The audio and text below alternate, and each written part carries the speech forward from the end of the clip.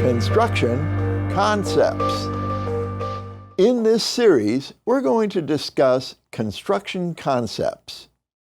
Familiarity with the basics is a must for any real estate practitioner, as this knowledge will factor into the way you describe a property to a client and the words you use to address particular attributes. To begin, the placement of a house upon a lot is referred to as its orientation. Orientation is a key determinant of a property's sun exposure.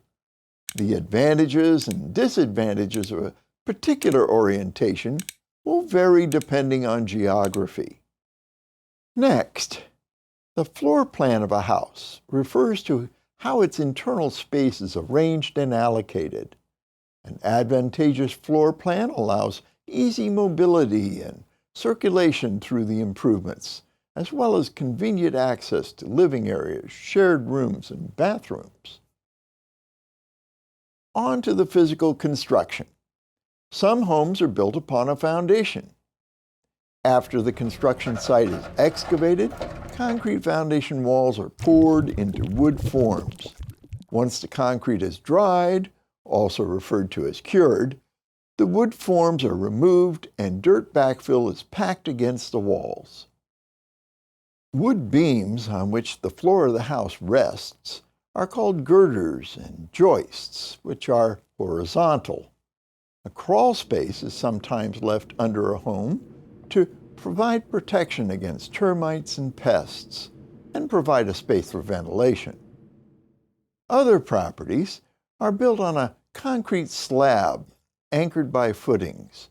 Properties built on a slab are not elevated upon a foundation walls, nor do they have a crawl space. Once the foundation walls or slab have been laid, the frame of the house is erected. The frame is the skeleton to the house to which interior and exterior walls are later attached. Vertical supports within the frame are called studs. No, not quite. Better. And as mentioned before, joists are horizontal. The standard spacing for studs is 16 inches on center for load-bearing walls, measured from the center of each stud. Some non-load-bearing interior walls, also known as partition walls, allow a spacing of 24 inches on center. Next, interior and exterior walls are later attached. The exterior walls consist of sheathing, which frequently comes in the form of structural plywood or oriented strand board. Outside of the sheathing, the siding is placed. Siding can be wood, brick, stone, masonry, aluminum, stucco, cement board, or other materials.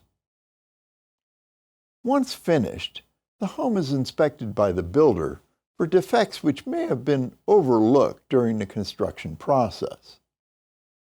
And there you have it, the fundamentals of the construction process and the terminology you ought to be familiar with so you can talk the talk as well as walk the walk.